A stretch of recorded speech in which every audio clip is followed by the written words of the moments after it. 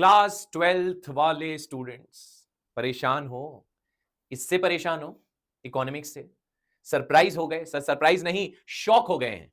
Exactly exactly, हम भी हो गए हैं क्योंकि ये एग्जाम बना रहा है कौन? National testing agency. और टेस्टिंग हो रही है बहुत बढ़िया। सर क्या बातें कर रहे हो? अरे इकोनॉमिक्स की खबर नहीं पहुंची आप लोगों तक अभी तक? अरे यार मैं पहुंचा देता हूं। अगर नहीं पता है तो ध्यान से सुन लो। पहले आपका जो सीयूईटी का एंट्रेंस होता था, जिससे आपकी सारी सेंट्रल यूनिवर्सिटीज वगैरह में एडमिशन होने थे, जो सीयूईटी का एंट्रेंस होता था, अगर आप उसमें डोमेन का सब्जेक्ट लेते थे इकोनॉमिक्स का, तो उसमें क्या आता था? उसका जो सिलेबस था वो क्या था? जैसे कि आप सभी लोगों को पता है कि सीयूईटी में सब कुछ क्या आना है? 12th आना है। So economics was also driven by 12th। So Indian eco as per CBSE syllabus Indian eco आनी थी, और क्या आना था? मैक्रो आना था। बट माइक्रो जो कि 11th में पढ़ाई जाती है, उसके भी 2 चैप्टर आते थे। सो अगर आप पहले वाले सीयूईटी एंट्रेंसेस देखें, उसमें अगर डोमेन सब्जेक्ट देखें, तो उसमें क्या आता था? आई रिपीट, पूरी इंडियन इको आती थी जो कि 12th में पढ़ाई जाती है सीबीएसई में, पूरी मैक्रो आती थी जो कि 12th में पढ़ाई जाती है सीबीएसई में, और माइक्रो जो कि 11th में पढ़ाई जाती है, उसके 2 यूनिट्स आते थे। फर्स्ट यूनिट, सेकंड यूनिट जो डिमांड की थी, और पीपीसी वाली यूनिट थी वो आता था। अब काफी साल सीयूईटी जब चल रहा था तो ये सिलेबस था, तो बच्चे उसी हिसाब से तैयारी करते थे। और 11th का तो आपको हाल पता ही है। 11th वाले सोचते थे अरे 11th की पढ़ाई भैया, सर जी क्यों पढ़ना है सर, 12th तक तो आना है। और मैं हमेशा कहता था कि जो भी कर्म कर रहे हो, अगर गीता के अनुसार भी चले, आप जो भी कर्म कर रहे हो भैया, उस पे पूरा फोकस, अपनी पूरी एनर्जी 100% डालो। पता नहीं है कि कल ये कर्म किस प्रकार का फल देगा। और वही हुआ, थैंक्स टू एनटीए। अब एनटीए भी क्या करेगा बेचारा? मुझे तो अगर आप मुझसे पूछोगे डिसीजन ठीक है कि नहीं, उसमें मैं बाद में आऊंगा, चलो एंड में कवर करूंगा, पर बता देता हूं डिसीजन हुआ क्या है।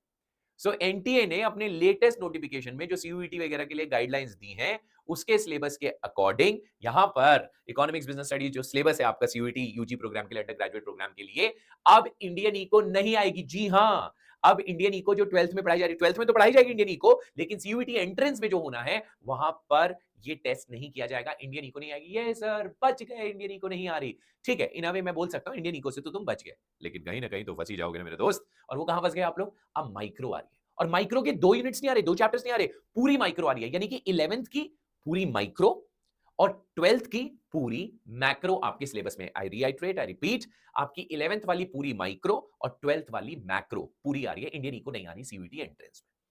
इसीलिए मैं 11th वाले बच्चों को हमेशा कहता था कि पूरी माइक्रो पे, स्टैट्स पे, सब पे ध्यान लगाओ, क्योंकि यही माइक्रो इकोनॉमिक्स कॉलेज में जाके भी काम आएगी, यही माइक्रो इकोनॉमिक्स हर जगह काम आएगी। बट बच्चा तो हमारा बच्चा है, वो कहता सर किसी एंट्रेंस में तो आना नहीं है सर, उतना ही पढ़ लेते हैं।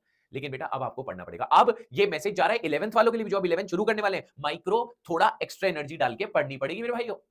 सर लेकिन ऐसा क्यों हुआ, क्या हुआ? तो देखो इसके पीछे पूरी कहानियां है, क्योंकि सीबीएसई ने क्या किया हुआ है कि माइक्रो 11th में डाल दी थी, लेकिन अदर स्टेट बोर्ड्स देखेंगे तो माइक्रो मैक्रो कहां पर पढ़ाई जाती है? 12th में ही पढ़ाई जाती है। सीबीएसई में भी पहले माइक्रो मैक्रो 12th में ही पढ़ाई जाती थी, बट देन उन्होंने स्वैपिंग कर दी थी। करेक्ट है? तो फिलहाल के लिए अब जो अपडेट है वो क्या है कि माइक्रो इकोनॉमिक्स और मैक्रो इकोनॉमिक्स दोनों आ रही हैं, और माइक्रो मैक्रो दोनों की दोनों फुल आएंगी, कोई भी टॉपिक कटा नहीं हुआ है। इनफैक्ट मैं ये भी बताना चाहूंगा, जो 11th क्लास में आपने माइक्रो पढ़ी है ना बच्चा पार्टी, जो स्कूल में पढ़ी है, हो सकता है कुछ टॉपिक्स आपने कम पढ़े हो।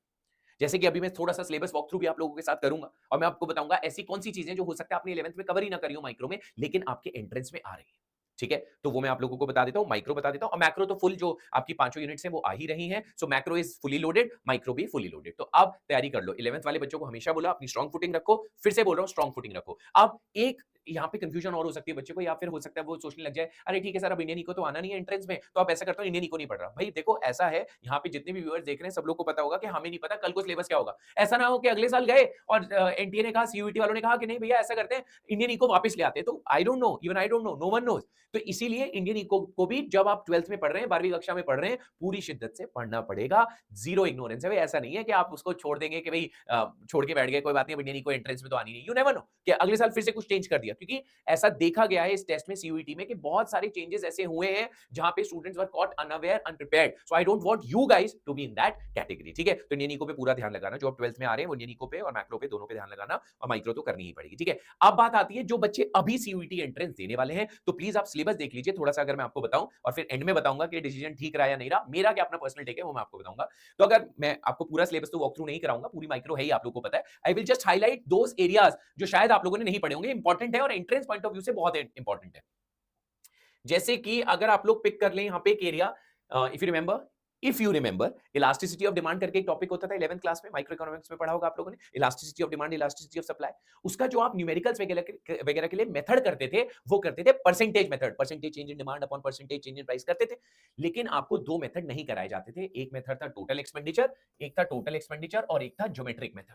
ये आपके 11th में नहीं थे, and I am pretty sure किसी को भी 11th में ये मेथड्स नहीं कराए गए हैं, बट ये एंट्रेंस में आएंगे बेटा, ठीक है। तो ऐसे ही कुछ कुछ टॉपिक्स और हैं, जैसे कि अब आप अगर सप्लाई में भी चले जाओगे तो सप्लाई में भी परसेंटेज मेथड है जो आप ऑलरेडी कर चुके हो, और एक ज्योमेट्रिक मेथड है जो आपने नहीं करा है, वो अब आपको करना पड़ेगा, करेक्ट है। इसी प्रकार से अब ये तो ठीक है, forms of market price determination is fine, क्योंकि इसमें से परफेक्ट कंपटीशन आ रहा है, सो वहां पे आप सेव हो गए हो, क्योंकि मोनोपोलिस्टिक मोनोपोली वगैरह नहीं आ रहा है, सो दैट इज गुड। तो ये इजी रहेगा आप चैप्टर आप लोगों के लिए। अब यूनिट 5 अगर आप देखेंगे, यूनिट 5 अगर आप देखेंगे तो ये आपने कभी पढ़ी नहीं है, ये पढ़ी नहीं है, कुछ बुक्स में होती थी, कुछ स्कूल्स में होती थी, कटवा देते थे, ये पढ़ते ही नहीं थे हम लोग, ठीक है, एज पर द करिकुलम भी नहीं होती थी। तो इसमें अगर आप देखेंगे कि भाई जो ये सीलिंग और फ्लोर का कांसेप्ट तो आपने पढ़ा है, राशनिंग का कांसेप्ट पढ़ा है, बट आपने फूड अवेलेबिलिटी डिक्लाइन इसके बारे में नहीं पढ़ा, ठीक है। The teachers may also choose alternative examples that are simple and easy to understand. So basically ये पढ़ा है आप लोगों ने, but as a proper chapter, as a proper formation, इसकी इंप्लीकेशंस, फैट थ्योरी क्या है, और अलग अलग नोबेल जो पुरस्कार जिन लोगों को मिले उन्होंने उनकी क्या थ्योरी थी, ये सब चीजें आपने नहीं पढ़ी हैं। तो थोड़ा सा माइक्रो जो आप पढ़कर आए हो उसमें कम से कम 20% का एनहांसमेंट आपको और करना पड़ेगा। सर मैंने 11th में माइक्रो में ध्यान नहीं दिया था, सर दोबारा पढ़ा दोगे?